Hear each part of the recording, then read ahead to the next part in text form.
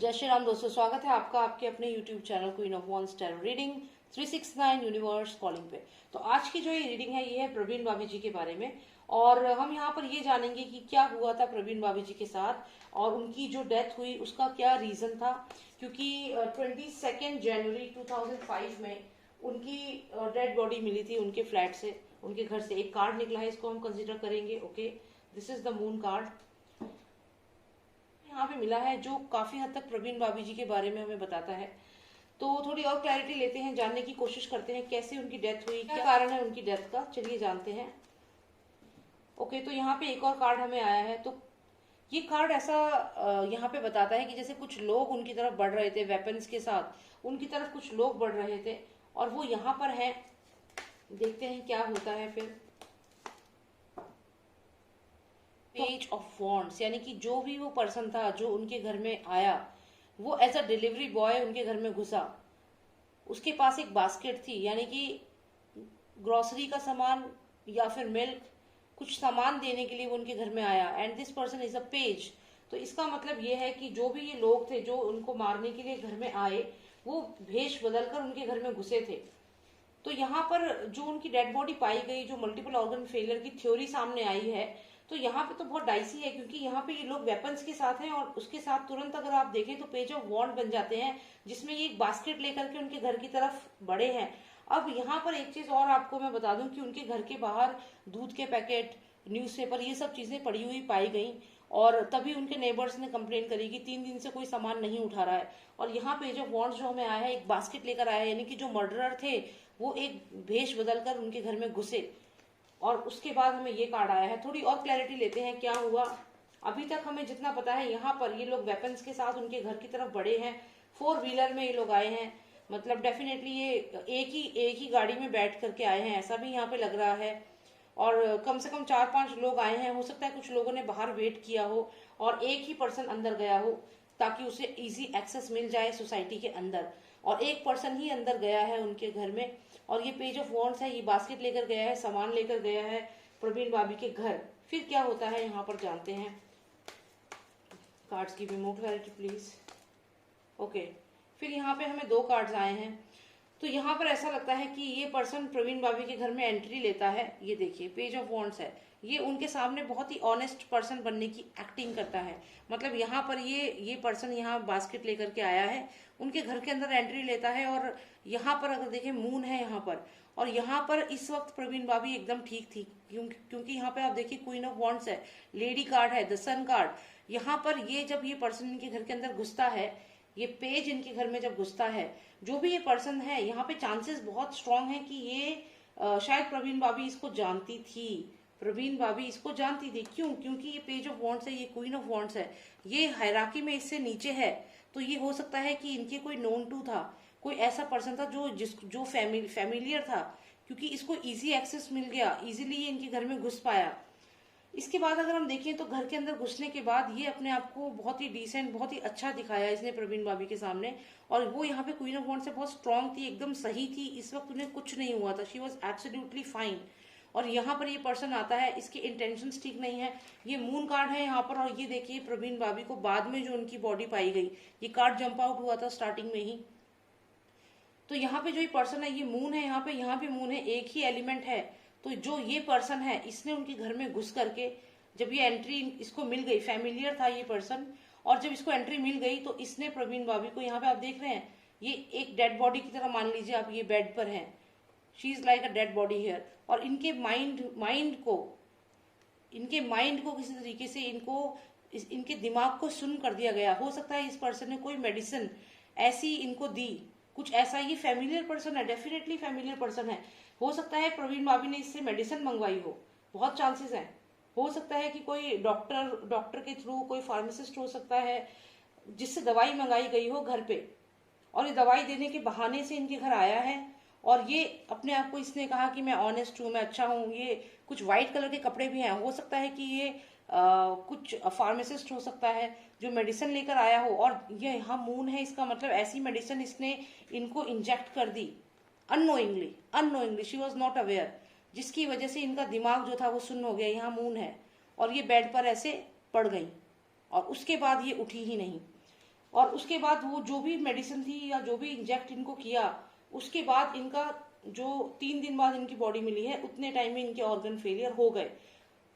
सबसे इंपॉर्टेंट बात है, जब इन्होंने दरवाजा खोला, she was like a queen of wands. आप खुद इस कार्ड को देखें कि ये कितना स्ट्रॉन्ग कार्ड है, कितना अच्छा, और ये कनेक्टेड है। आप देखिए ये पर्सन यहाँ पर ग्रीन, इसके जो कैप है वो ग्रीन है, इनकी ग्रीन ड्रेस है, यानी कि इन दोनों की उस वक्त एनर्जी ऐसी थी। जब ये आया, she was fit and fine, और ये फैमिलियर एंट्री है, शी न्यू हिम, और ये इनसे हैराकी में कम था, यानी कि इनके सेम प्रोफेशन से था और इसको जानती थी, और इससे दवाई मंगाई होगी, या फिर हो सकता है कोई डॉक्टर हो जिसने कहा हो कि मैं मेडिसिन भेज रहा हूं आपके लिए, कुछ तो ऐसा गेम खेला गया है।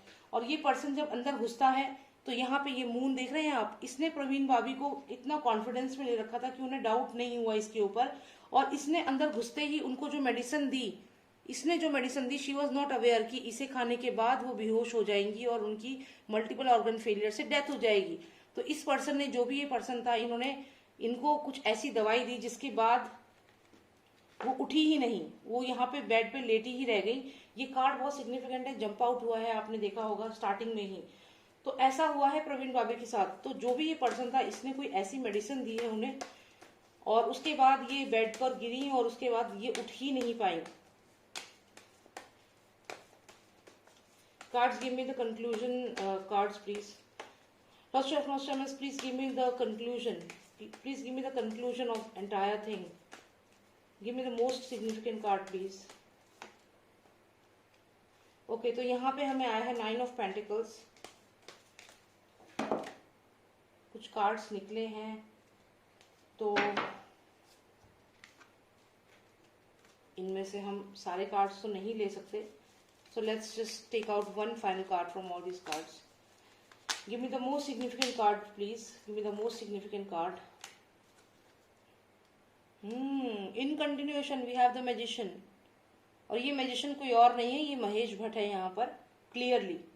और ये जो महेश भट्ट है, इसके ही निगरानी में ये सब कुछ हुआ है. आप ये देखिए यहाँ पे महेश भट्ट जो है, दी मैजिशियन, एम से महेश भट्ट, एम से मैजिशियन. तो ये पर्सन कोई और नहीं है, महेश भट्ट है, जिसके इशारे पर ये सारा काम हुआ है यहाँ पर.